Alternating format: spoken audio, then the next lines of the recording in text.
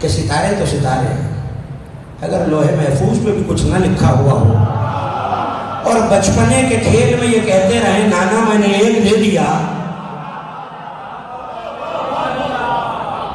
نانا میں نے دو دے دیے، نانا میں نے تین دے دیے، اور رسول کہتے رہے حسین لوح پہ نہیں لکھا ہوا، تو راہب کے ساتھ بیٹے ہوئے، مگر یہ حسین مسلح پہ ایک بیٹا مانگ رہا ہے۔ شب جمعہ ہے، میں نے گفتگو کو کچھ لمحے پہلے اس لیے تمام کیا کہ آنے والے دن جشن کے دن، مگر شب جمعہ میں حسین کو ایک تذکرہ بہت پسند ہے، وہ تذکرہ حسین کے یوسف کا ہے۔ کسی نجم ثاقب کی شبیہ ہے علی اکبر، کسی نبوت کے سورج کی شبیہ ہے۔ محلہ بنی ہاشم میں ایک شخص رہا کرتا تھا، اس کا ایک جوان بیٹا تھا۔ ایک دن آیا کہ اس بچے کی آنکھ میں کانٹا لگا ہے، بہت طبیبوں کو دکھایا، کوئی علاج نہیں، بچہ درد سے تڑپ رہا۔ جب سارے طبیبیوں سے ہار چکا اور سب نے جواب دے دیا تو ایک مرتبہ حسین کے دروازے پہ آیا، آ کے کہا مولا میرا جوان بیٹا ہے اور اس کی آنکھ میں کانٹا چھپ گیا ہے۔ حسین نے کہا جا کے طبیبوں کو دکھا، کہا مولا ان سے جواب لے کے آپ کے پاس آیا۔ حسین چلے، اب جو سینہ خانہ میں پہنچے تو وہ لڑکا سینہ خانہ میں ایڑیاں رگڑ رہا ہے۔ حسین نے آگے بڑھ کے اس کے سر کو اپنے زانوں پہ رکھا، آہستہ سے آنکھ سے کانٹا نکالا اور باپ کے چہرے کی طرف دیکھا، چہرہ بہت مطمئن نظر آنے لگا۔ مولا نے ہاتھ پھیرا تو اس کی آنکھ اچھی ہو گئی۔ اس بچے کو چھوڑ کے باپ کی طرف دیکھ کے کہنے لگا اب تو مطمئن نظر آتا ہے، رو کے کہنے لگا مولا میرا ایک ہی جوان بیٹا تھا، بہت منت و مرادوں سے پایا تھا، پھوپھیوں کی آنکھ کا تارا تھا، ماں کا راز دلارا تھا۔ حسین چیخ مار کے روئے رضاکار، سنیں گے جملہ شب جمعہ ہے آج، چیخ مار کے روئے، ہاتھوں کو جوڑ کے کہنے لگا مولا میں نے کوئی غلط بات کیا ہے؟ پلٹ کے کہنے لگا سوچ اگر کوئی تیرا بیٹا ہو، ماں کا پیارا ہو، پھوپھیوں کی آنکھ کا تارا ہو، ارے اور صرف بیٹا نہ ہو، سر سے پاؤں تک اللہ کے نبی کی شبیہ ہو اور اس کی آنکھ میں کانٹا نہ لگے، سینے میں برچھی کا پھول لگے۔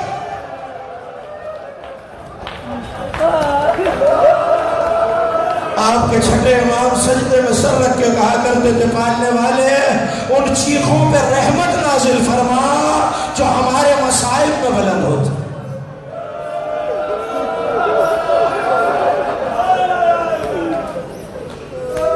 آج بھی بنی اسد والے حسین کے حرم میں اپنے جوان بیٹے لے کے نہیں جاتے، یہ سوچ کے روتے ہیں آقا ہمارے جوان زندہ ہے، آپ کا علی اکبر مارا گیا۔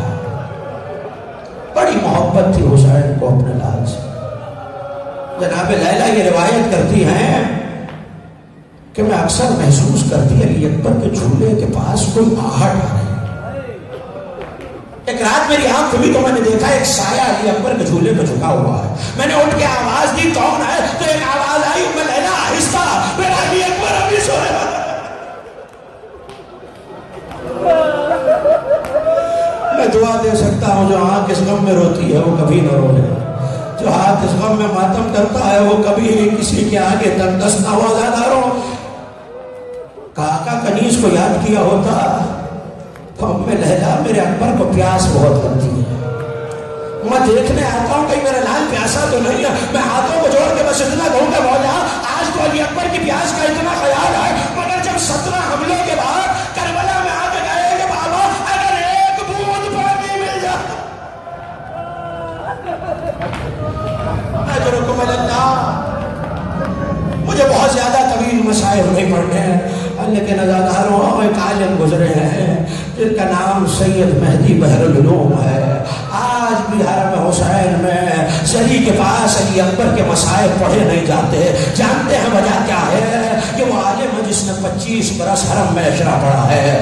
سید مہدی بحر العلوم منبر پہ ہیں، کسی نے واسطہ دے کے کہا سید مہدی ہمیں علی اکبر کے مسائل سنا دیجئے۔ ایک مرتبہ سید مہدی نے وہ منظر پڑھنا شروع کیا، علی اکبر آخری رخصت کے لیے آئے اور پھوپھی کے خیمے میں سر جھکا کے بیٹھ گئے. ایک مرتبہ علی کی بیٹی کی نظر پڑی کہ اکبر کچھ کہنا چاہتے ہو؟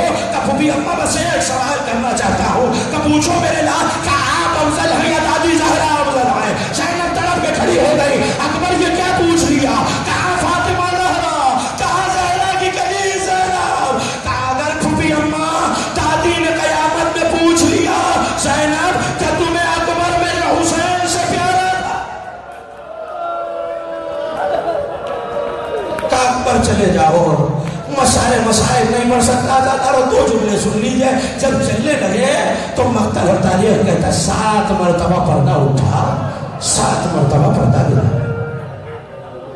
میں نے وجہ تلاش کرنے کی کوشش کی. علامہ دیوبندی نے لکھا کہ جب علی اکبر چلتے تھے تو کوئی بی بی بازو سے لپٹ جاتی تھی، کوئی بی بی شانوں سے لپٹ جاتی تھی، کوئی کمر کے پٹکے سے روک لیتی تھی. مگر ازاداروں جب 7ویں مرتبہ چلے نا تو اب نہ کسی نے جوشن کو تھاما، نہ کسی نے بازو کو تھاما، نہ کمر کے پٹکے کو تھاما. اب جو اکبر پلٹے تو کسی نے ابا کے دامن کو نیچے سے تھاما ہوا ہے. ایک 4 برس کی بچی ہے جو رو کے کہتی ہے بھیا میرا.